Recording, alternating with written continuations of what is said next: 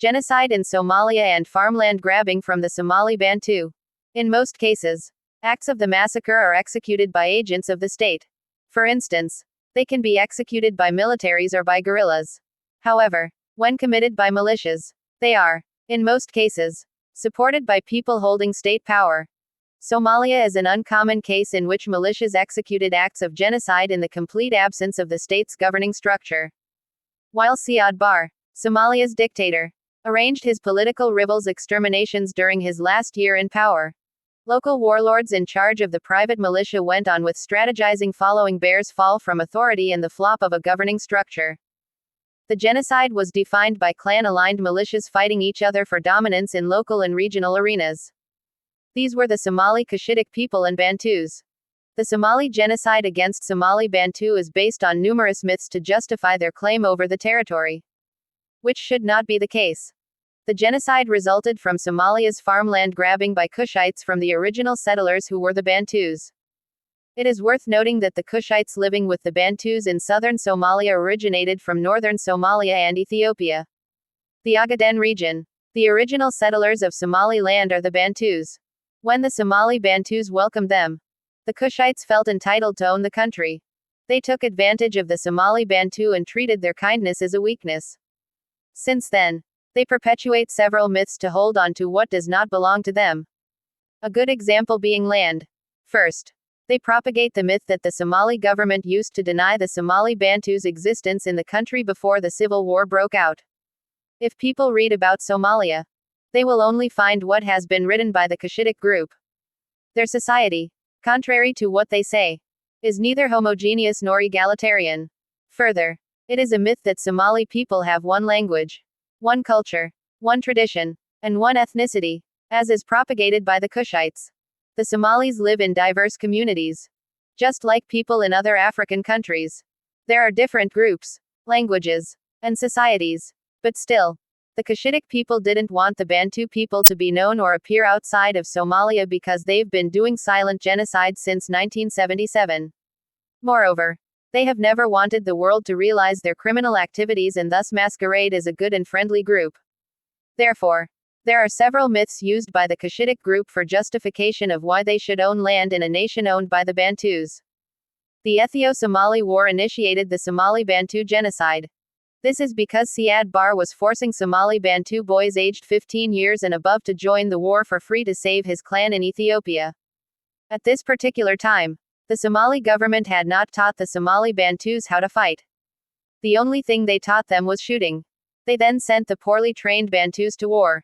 In the war, Siad Barre put the Somali Bantus on the front line as a shield. And then his fellow Cushites were at the back. This is a clear indication that the probability of the Somali Bantus dying was very high. Siad Barre's primary intention was to have the Somali Bantus swept during the war and have more Cushites surviving. When the Bantus saw how their community was dying, they started running away. On the other hand, other than receiving support from the Cushites, the Cushites took advantage and shot them as a way of preventing them from retracting from war. The Cushites were telling them not to run away but fight for their country. However, it is beyond a reasonable doubt. The primary intention of the Cushites was to have more Bantus killed on the battlefield so that they could take their land with ease. There were so many Somali Bantus men who died in the Ethio-Somali War. In addition, the Ethiopian army killed most of these Somali Bantus. And their fellow Somali people still killed some Somali Bantu boys. This is a clear indication of how Somali Cushite people were selfish and did not even care about their fellow Somali Bantus. Since Siad Barre became president, the Somali Bantus population decreased at a very high rate. Even though they still had children just like the Cushites, the killings led to a significant population decrease. On the other hand, the population of Somali Cushite people significantly increased. Among the reasons for the increase is that they did not participate in the war's front line. Even with these efforts, the president of Somalia did not succeed in taking the Ogaden region. It was through Allah's mercy that the Somali government did not win in the Ogaden War. It establishes that deceivers will never achieve their goals, and they will always end up as losers. Since Siad Barre, the Somalia's dictator leader, lost the war with Ethiopia, one of his aims had been to seize the Bantu land for his people. Before Siad Barre, All other former presidents of Somalia were against the Somali Bantus. But they never tried to eliminate them from the country. Siad Barre was the first president who thought of seizing their land for his clan. And all other presidents after him have followed in his footsteps. First, Siad Barre divided the Somali Bantus and created disunity among them. After dividing the Bantus, Siad Barre started to resettle his subclans in southern Somalia, giving them full control over Bantu land. The Bantus were not in control of their own villages, towns, and cities, let alone the capital. The Somali Bantus controlled nothing in the country. Even in their own regions, everything was given over to the management of the Cushitic people, especially those from the presidential subclan. The southern region belonged to the Bantus. But Siad Barre wanted to acquire it for his people because the land was very fertile. His general, Farah Hassan Aidid, who was of the same Cushitic ethnicity but of the Hawiye sub-clan, began to notice the president's plans and wanted a share for his own sub-clan. But Siad Barre refused to share the land. When the general realized that the president didn't want to share with him in the deal, he started thinking about how he could take Siad Barre's position. This was how the division of Somalia started. The Somali Civil War was also the genocide of the Somali Bantu people. The historical record shows that the Cushitic-led government had plans to wipe out the Somali Bantus from the land entirely from the beginning. Although the plan failed, the Bantus went through some of the most dehumanizing acts that fit the definition of genocide. The Siad Barre government used a disguise to achieve its evil plan. First, the government called for peace, and the Bantus were commanded to surrender their weapons to the government. That was a plan to disarm the Bantus citizens while not doing the same to the Somali Cushites. At the time, the plans awaiting the Bantus people by their government were not within their knowledge. President Mohammed Siad Barre and General Farah Aidid, the Somali warlord and militia leader, both disregarded the Somali Bantus from the look of things. They did everything within their means to weaken, kill, and reduce the population of the Bantus. They disregarded the fact it was the same Bantus that warmly welcomed the Somali Cushites in the country.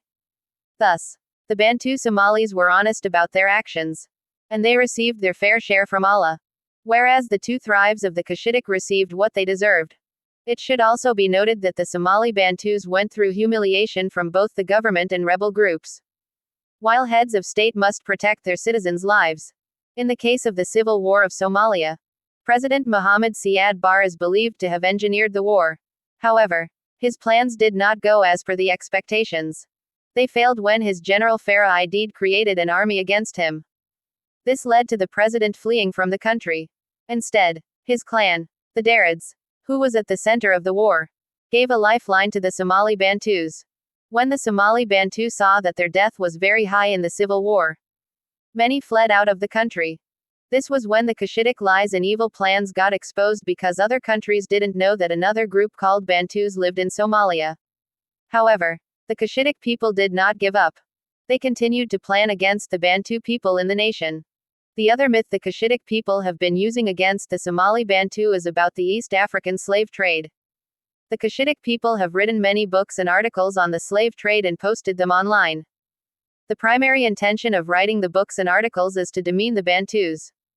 However, they failed to explain that the Arabs and the Bantus also traded together, just like the Cushites. Further, the writings are not categorical that the Arabs only used to steal children from both the Cushitic and Bantu groups and sell them to the Middle East and India. Neither do the writings state that the Arabs did not steal people from Tanzania or Mozambique and brought them to be enslaved by the Cushitic people. The first question is, if the Bantus were slaves, how can they live separated in two distant regions between them and those who claim to be their masters? If the Bantus were slaves, the second question is, how can they be living in the best part of the country while the Cushitic people lived in the worst part?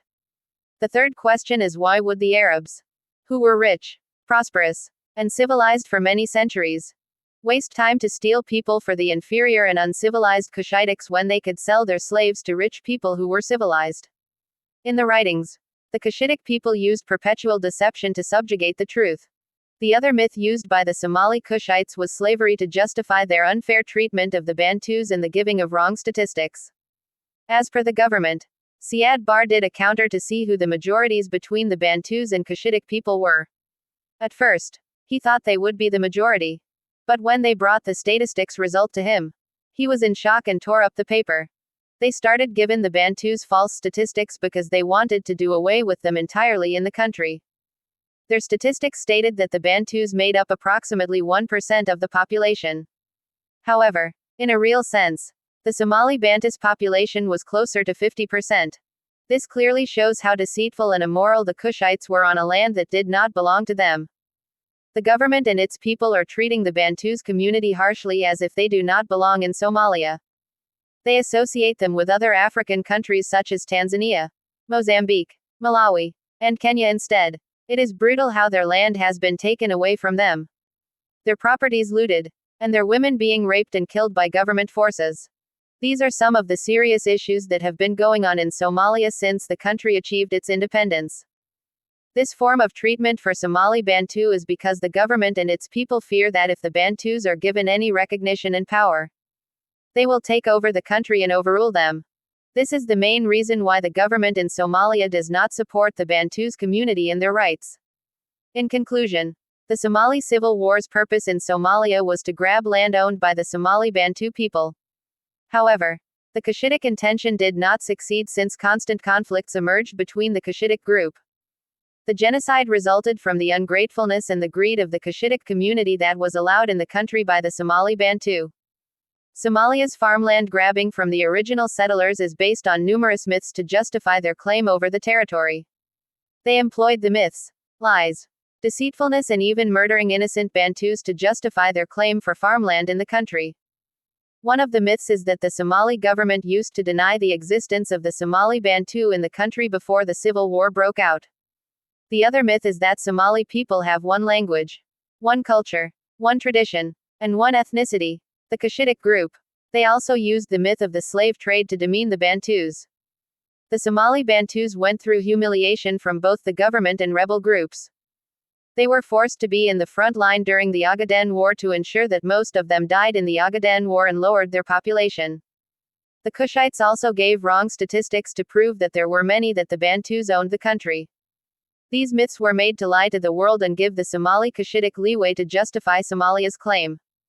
This was a very negative way of doing things, and no one should emulate the Somali Cushitic.